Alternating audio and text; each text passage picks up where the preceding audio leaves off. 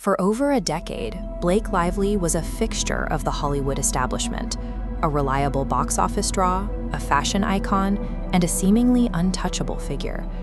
That image fractured when a major film production dissolved into multi-million-dollar lawsuits and redacted legal filings detailing a scorched earth campaign for reputation. The movie, It Ends With Us, was a massive success, earning $350 million globally. Yet its success was eclipsed by a feud that turned its lead actors into bitter courtroom adversaries. This story is an exploration of power, where creative control of a film sparked a war for control over the public narrative. The timeline begins in 2019, when director Justin Baldoni secured the rights to adapt Colleen Hoover's best-selling novel about domestic violence. On paper, the production was a triumph, but by the New York premiere in August 2024, the divide between the director and his cast had become a matter of public record. This image captures the literal distance between the stars. While the premiere moved forward, security escorted Baldoni and his family into a basement stockroom. Upstairs, Blake Lively and her husband Ryan Reynolds commanded the carpet, alongside the rest of the cast. The industry quickly took notice. Online, fans pointed to the fact that the entire primary cast and the book's author had unfollowed the director on social media. This public distancing signaled a fracture that went deeper than standard creative disagreements, hinting at a total breakdown behind the scenes. The press tour felt like the promotion of two different films. Baldoni focused his interviews on the gravity of domestic abuse, while Lively pitched the movie as a lighthearted outing, encouraging fans to wear florals and grab their friends. She was criticized for using the press tour to launch her hair care line and cross-promote her personal brands, moves that many viewers felt were insensitive to the film's serious themes. As the backlash grew, audiences revisited her past. Viral clips of a tense 2016 interview began to circulate, adding momentum to a new, negative perception of her public persona. In the middle of the storm, Baldoni hired Melissa Nathan, a crisis PR manager who had previously worked with high-profile clients like Johnny Depp. With professional crisis managers on board, the dispute transitioned from a fan-led conversation to a battle for narrative control.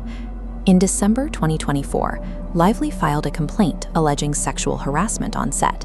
She detailed instances where Baldoni lingered during kissing scenes and questioned her trainer about her weight.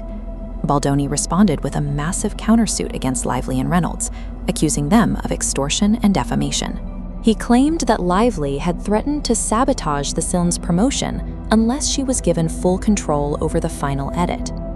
Lively's legal team characterized the countersuit as a classic retaliation tactic, accusing Baldoni of using a digital army to destroy her reputation for speaking up. The battle for the film was now a battle for professional survival, with each side claiming the other was the true aggressor. The true scale of the conflict emerged when a judge ordered the unsealing of hundreds of court documents and private text messages.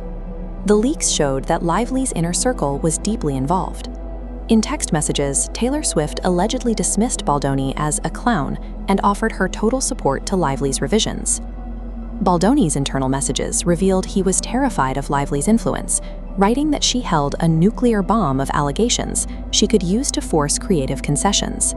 Evidence also surfaced showing Ryan Reynolds using his industry weight to bypass Baldoni, screening Lively's personal cut of the film for other Hollywood heavyweights. These unsealed documents confirmed that both parties were actively orchestrating a narrative war long before the public became aware of the rift.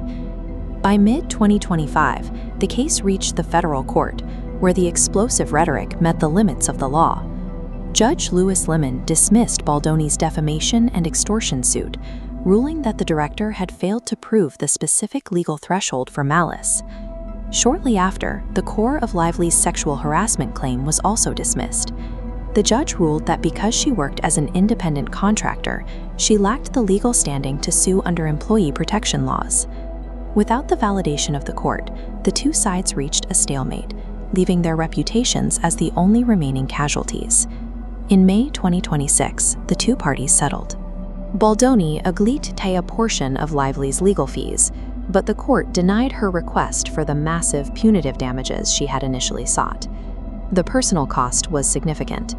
Baldoni moved his family away from Los Angeles to escape the media glare, while Lively faced a newly skeptical industry and a tarnished brand. The movie was an undeniable financial hit, but the success arrived alongside the professional isolation of its creators.